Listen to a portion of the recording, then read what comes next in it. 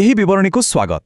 ଆଜି ଆମେ ଏକଠି ମିଶି ଓଡ଼ିଶା ଇତିହାସର ଏକ ବାସ୍ତବିକ ସୁବର୍ଣ୍ଣ ଅଧ୍ୟାୟ ଭିତରକୁ ଯିବା। କଥା ହେଉଛି ଗଙ୍ଗବଂଶ ବିଷୟରେ। ଏହା କେବଳ ଗୋଟିଏ ସାଧାରଣ ରାଜବଂଶ ବା ସାମ୍ରାଜ୍ୟ ନଥିଲା। ସେମାନଙ୍କର ଅପୂର୍ବ କଳା, ଆକାଶକୁ ଛୁଇଁଥିବା ମନ୍ଦିର ଆଉ ଏକ ସମୃଦ୍ଧ ସଂସ୍କୃତି ପ୍ରକୃତରେ ଓଡ଼ିଶା ପାଇଁ ଏକ ଯୁଗାନ୍ତକାରୀ ଇତିହାସ ସୃଷ୍ଟି କରିଥିଲା। ତେବେ ଆସନ୍ତୁ ଏହି ଚିତ୍ତାକର୍ଷକ ଐତିହାସିକ ଯାତ୍ରା ଆରମ୍ଭ କରିବା। ଆମର ଏହି ଯାତ୍ରାରେ ଆମେ କେଉଁ ସବୁ ଦିଗ ଉପରେ ନଜର ପକାଇବା ତାର ଏକ ଛୋଟ ଝଲକ ଦେଖିନେବା। ପ୍ରଥମେ ଗଙ୍ଗବଂଶର ପ୍ରାରମ୍ଭିକ ପରିଚୟ, ତାପରେ ପୂର୍ବ ଗଙ୍ଗବଂଶର ଆରମ୍ଭ, ଆଉ ତାପରେ ଆମେ ପହଞ୍ଚିବା ଉତ୍ତର ଗଙ୍ଗବଂଶର ସେହି ବହୁ ଚର୍ଚ୍ଚିତ ସ୍ୱର୍ଣ୍ଣ ଯୁଗରେ। ଏହାପରେ ମହାନ ରାଜା ଚୋଡ଼ଗଙ୍ଗଦେବଙ୍କର ପରାକ୍ରମ, ଗଙ୍ଗଯୁଗର ଅପୂର୍ବ ସ୍ଥାପତ୍ୟ ଏବଂ ଶେଷରେ ଏହି ବିଶାଳ ସାମ୍ରାଜ୍ୟର ପତନ ଓ ଏହାର ଐତିହାସିକ ଗୁରୁତ୍ୱ ବିଷୟରେ ଆମେ ଜାଣିବା। ତେବେ ଆଗକୁ ବଢ଼ିବା ଏବଂ ଗଙ୍ଗବଂଶର ପ୍ରାରମ୍ଭିକ ପରିଚୟରୁ ଆରମ୍ଭ କରିବା। ଏହି ବିଶାଳ ସାମ୍ରାଜ୍ୟର ଇତିହାସକୁ ଠିକ୍ ଭାବରେ ବୁଝିବାକୁ ହେଲେ ଏହାକୁ ମୁଖ୍ୟତଃ ଦୁଇଟି ଶାଖାରେ ଦେଖିବାକୁ ପଡ଼ିବ। ଗୋଟିଏ ହେଲା ପୂର୍ବ ଗଙ୍ଗବଂଶ ଏବଂ ଅନ୍ୟଟି ହେଉଛି ଉତ୍ତର ଗଙ୍ଗବଂଶ।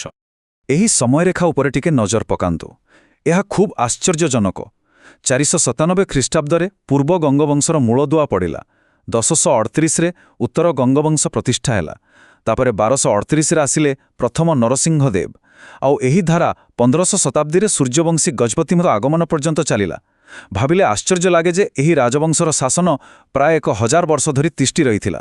ପ୍ରକୃତରେ ଅବିଶ୍ୱାସନୀୟ। ବର୍ତ୍ତମାନ ଆମେ ପୂର୍ବ ଗଙ୍ଗବଂଶର ଶାସନ ଉପରେ ଆଲୋକପାତ କରିବା। ଏକ ବିଶାଳ ସାମ୍ରାଜ୍ୟର ଆରମ୍ଭ ଏବଂ ଏହାର ବିସ୍ତାର କିପରି ହେଲା ଆସନ୍ତୁ ଦେଖିବା। ପଞ୍ଚମ ଶତାବ୍ଦୀର ଶେଷ ଭାଗ। ଏହି ସମୟରେ ହିଁ ଏକ ମହାନ ସାମ୍ରାଜ୍ୟର ମୂଳଦୁଆ ପଡ଼ିଥିଲା। ପୂର୍ବଗଙ୍ଗ ରାଜାମାନେ ନିଜର ଶକ୍ତି ଦକ୍ଷିଣ ଓଡ଼ିଶାର ସେହି ସବୁଜ ସୁନ୍ଦର ଗଞ୍ଜାମ ଅଞ୍ଚଳରୁ ଆରମ୍ଭ କରି ଧୀରେ ଧୀରେ ଆନ୍ଧ୍ରପ୍ରଦେଶର ଶ୍ରୀକାକୁଲମ ପର୍ଯ୍ୟନ୍ତ ବ୍ୟାପି ଯାଇଥିଲେ। ଆଉ ସେମାନଙ୍କ ଶକ୍ତିର ମୁଖ୍ୟ କେନ୍ଦ୍ରବିନ୍ଦୁ କ'ଣ ଥିଲା ଜାଣନ୍ତି? ସମୃଦ୍ଧ ରାଜଧାନୀ କଳିଙ୍ଗନଗର, ଯାହାକୁ ଆଜିକାଲି ଆମେ ମୁଖିଲିଙ୍ଗମ ଭାବରେ ଜାଣୁ। ଏକଦମ ସୁଦୃଢ଼ ଆରମ୍ଭ ଥିଲା ଏହା। କିନ୍ତୁ ସେତେବେଳେ ପରିସ୍ଥିତି ଏତେ ସହଜ ନଥିଲା। ସମଗ୍ର ଅଞ୍ଚଳଟି ଛୋଟ ଛୋଟ ଅନେକ ରାଜ୍ୟରେ ବିଭକ୍ତ ଥିଲା। ଟିକେ ଦେଖନ୍ତୁ, ଖିଞ୍ଚିଂ ଓଝ ବଂଶ, ମାଣ ବଂଶ, ନଳ ରାଜବଂଶ, ବିଗ୍ରହ ବଂଶ ଏବଂ ସରଭପୁରୀୟ ବଂଶ ପରି ଅନେକ ଛୋଟ ବଡ଼ ଶକ୍ତି ଆଖପାଖରେ ଶାସନ କରୁଥିଲେ। ଏତେ ସବୁ ପ୍ରତିଦ୍ୱନ୍ଦ୍ୱୀଙ୍କ ଭିତରେ ନିଜକୁ ଗୋଟିଏ ଏକକ ଆଉ ବଡ଼ ଶକ୍ତି ଭାବେ ଠିଆ କରାଇବା ସତରେ ଏକ ବହୁତ ବଡ଼ ଆହ୍ୱାନ ଥିଲା। ଆଉ ଏବେ ଆମେ ପ୍ରବେଶ କରୁଛେ ସେହି ରୋମାଞ୍ଚକର ଅଧ୍ୟାୟରେ, ଉତ୍ତର ଗଙ୍ଗବଂଶର ସ୍ୱର୍ଣ୍ଣଯୁଗ। ଏହା ହିଁ ଥିଲା ଆମ ଓଡ଼ିଶାର ବାସ୍ତବିକ ମହାନ ଉତ୍ଥାନର ସମୟ। ଏହି ତାଲିକାକୁ ଟିକେ ଧ୍ୟାନର ସହ ଦେଖନ୍ତୁ। ଗୋଟିଏ ପରେ ଗୋଟିଏ ମହାନ ଶାସକଙ୍କର ଏକ ଲମ୍ବା ଧାଡ଼ି। 1038 ଖ୍ରୀଷ୍ଟାବ୍ଦରେ ମହାରାଜା ଅନନ୍ତବର୍ମ ବଜ୍ରହସ୍ତ ଉତ୍ତର ଗଙ୍ଗବଂଶର ମୂଳଦୁଆ ପକାଇଥିଲେ। ତାଙ୍କ ପରେ ଦେବେନ୍ଦ୍ର ବର୍ମା ପ୍ରଥମ ରାଜା, ମହାନ ଅନନ୍ତବର୍ମ ଚୋଡ଼ଗଙ୍ଗଦେବ, ପ୍ରଥମ ନରସିଂହଦେବ ଏବଂ ଏମିତି ଚତୁର୍ଥ ଭାନୁଦେବଙ୍କ ପର୍ଯ୍ୟନ୍ତ। ଏହି ନିରବଚ୍ଛିନ୍ନ ରାଜବଂଶାବଳୀ ଓଡ଼ିଶାକୁ ଏକ ଅତୁଳନୀୟ ତଥା ସୁଦୃଢ଼ ନେତୃତ୍ୱ ପ୍ରଦାନ କରିଥିଲା। ଏବେ ଆମେ କଥା ହେବା ଜଣେ ଏମିତି ବ୍ୟକ୍ତିତ୍ୱଙ୍କ ବିଷୟରେ ଯାହାଙ୍କ ବିନା ଏହି ଇତିହାସ ସମ୍ପୂର୍ଣ୍ଣ ଅଧୁରା। ମହାନ ରାଜା ଚୋଡ଼ଗଙ୍ଗଦେବ ଉତ୍ତର ଗଙ୍ଗବଂଶର ସର୍ବଶ୍ରେଷ୍ଠ ଆଉ ସବୁଠୁ ଶକ୍ତିଶାଳୀ ରାଜା। ତାଙ୍କର ସଫଳତାର ତାଲିକା ଦେଖିଲେ ମୁଣ୍ଡ ଘୁରାଇଦେବ। ସାମ୍ରାଜ୍ୟର ସୀମାକୁ ସେ ଉତ୍ତରରେ ସିଧା ପବିତ୍ର ଗଙ୍ଗା ନଦୀଠାରୁ ଆରମ୍ଭ କରି ଦକ୍ଷିଣରେ ଗୋଦାବରୀ ନଦୀ ପର୍ଯ୍ୟନ୍ତ ଲମ୍ବାଇ ଦେଇଥିଲେ। ଗଙ୍ଗାରୁ ଗୋଦାବରୀ ସାଧାରଣ କଥା ନୁହେଁ। ଆଉ ହଁ, ଆମର ଆସ୍ଥା ଓ ବିଶ୍ୱାସର ମହାନ କେନ୍ଦ୍ର ବିଶ୍ୱପ୍ରସିଦ୍ଧ ପୁରୀ ଶ୍ରୀଜଗନ୍ନାଥ ମନ୍ଦିରର ନିର୍ମାଣ କାର୍ଯ୍ୟ ମଧ୍ୟ ସେ ହିଁ ଆରମ୍ଭ କରିଥିଲେ। ଏତେ ବଡ଼ ବିଶାଳ ସାମ୍ରାଜ୍ୟକୁ ଠିକ୍ ଭାବରେ ଚଳାଇବା ପାଇଁ ସେ ନିଜ ରାଜଧାନୀକୁ କଳିଙ୍ଗ ନଗରରୁ ଆମର କେନ୍ଦ୍ରସ୍ଥଳ କଟକକୁ ଘୁଞ୍ଚାଇ ଆଣିଥିଲେ।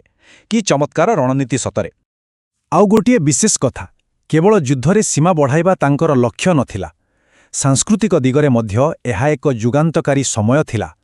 ସେ ଉତ୍ତର ଭାରତରୁ ଅନେକ ବିଦ୍ୱାନ ବ୍ରାହ୍ମଣମାନଙ୍କୁ ଆଣି ଓଡ଼ିଶାରେ ସେ ବସବାସ କରିବା ପାଇଁ ସ୍ୱତନ୍ତ୍ର ସୁଯୋଗ ଦେଇଥିଲେ।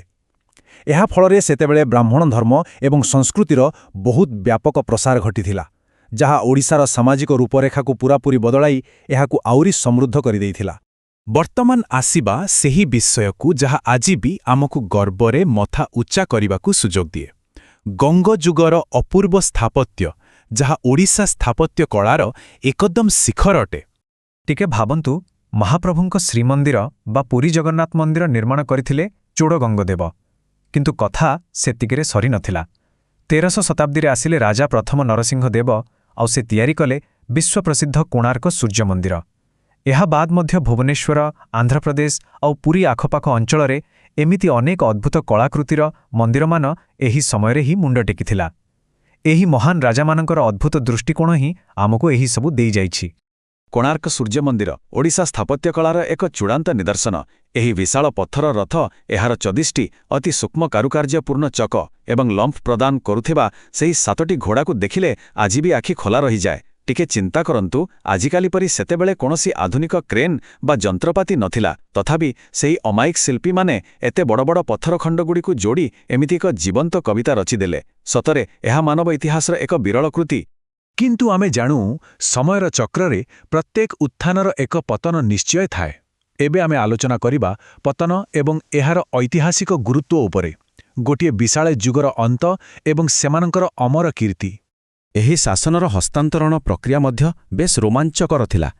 କ୍ରମାଗତ ଭାବେ 14ଶ ଶତାବ୍ଦୀରେ ସୋମବଂଶୀ ରାଜ୍ୟର ପତନ ଘଟିଲା, ଯାହାଫଳରେ ଉତ୍ତର ଗଙ୍ଗ ରାଜାମାନେ ଓଡ଼ିଶାର ସମ୍ପୂର୍ଣ୍ଣ କ୍ଷମତା ହାତକୁ ନେଲେ। ଗୋଟିଏ ବହୁତ ଲମ୍ବା ସମୟ ଧରି ସେମାନେ ନିଜର ଅଧିକାର ଜାହିର କଲେ, ଆଉ ଶେଷରେ ସେହି ସମୟ ଆସିଲା ଯେବେ ସୂର୍ଯ୍ୟବଂଶୀ ଗଜପତି ରାଜାମାନଙ୍କର ଆଗମନ ଘଟିଲା। ସେମାନେ ଗଙ୍ଗବଂଶର ସ୍ଥାନ ନେଇ ଓଡ଼ିଶାରେ ଆଉ ଏକ ନୂଆ ଏବଂ ଶକ୍ତିଶାଳୀ ଯୁଗର ସୂତ୍ରପାତ କଲେ। ଏହି ରାଜବଂଶର ଅନ୍ତ ତ ନିଶ୍ଚୟ ଘଟିଲା, କିନ୍ତୁ ସେମାନଙ୍କର ଅବଦାନ, ସେଗୁଡ଼ିକ ଆଜି ମଧ୍ୟ ଆମ ଓଡ଼ିଶାକୁ ବାନ୍ଧି ରଖିଛି। ସେହି ଗଙ୍ଗଯୁଗରେ ହିଁ ଓଡ଼ିଆ ଭାଷା ଓ ସାହିତ୍ୟର ପ୍ରକୃତ ଉତ୍ଥାନ ହୋଇଥିଲା। ଆମ ଜାତିର ପ୍ରାଣକେନ୍ଦ୍ର ଏହି ମହାନ ଜଗନ୍ନାଥ ସଂସ୍କୃତିର ବ୍ୟାପକ ବିକାଶ ଘଟିଥିଲା। ସମଗ୍ର ଭାରତବର୍ଷରେ ଓଡ଼ିଶାକୁ ଏକ ସୁଦୃଢ଼, ସମୃଦ୍ଧ ଏବଂ ଅପରାଜେୟ ରାଜ୍ୟ ଭାବରେ ପ୍ରତିଷ୍ଠିତ କରିବାର ସମ୍ପୂର୍ଣ୍ଣ ଶ୍ରେୟ କେବଳ ଗଙ୍ଗବଂଶକୁ ହିଁ ଯାଏ। ତେବେ ଶେଷରେ ମନକୁ ଗୋଟିଏ ପ୍ରଶ୍ନ ଆସିବା ସ୍ୱାଭାବିକ, ଗଙ୍ଗବଂଶର ଏହି ସୁବର୍ଣ୍ଣ ଅଧ୍ୟାୟ ଯଦି ନଥାନ୍ତା, ତେବେ ଆଜିର ଓଡ଼ିଶା କିପରି ହୋଇଥାନ୍ତା? ବିନା ଶ୍ରୀମନ୍ଦିର, ବିନା କୋଣାର୍କ ଏବଂ ସେହି ସମୃଦ୍ଧ ଜଗନ୍ନାଥ ସଂସ୍କୃତି ବିନା ହୁଏତ ଏହି ମାଟିର ପରିଚୟ ସମ୍ପୂର୍ଣ୍ଣ ଭିନ୍ନ ହୋଇଥାନ୍ତା, ନୁହେଁ କି? ଆଶା କରୁଛି ଏହି ଐତିହାସିକ ବିବରଣୀଟି ଆମକୁ ଆମ ଗୌରବମୟ ଅତୀତ ସହ ଆହୁରି ନିବିଡ଼ ଭାବରେ ଯୋଡ଼ିପାରିବ। ଆଜିର ଏହି ଆଲୋଚନା ଏତିକରେ ରଖୁଛି। ନମସ୍କାର।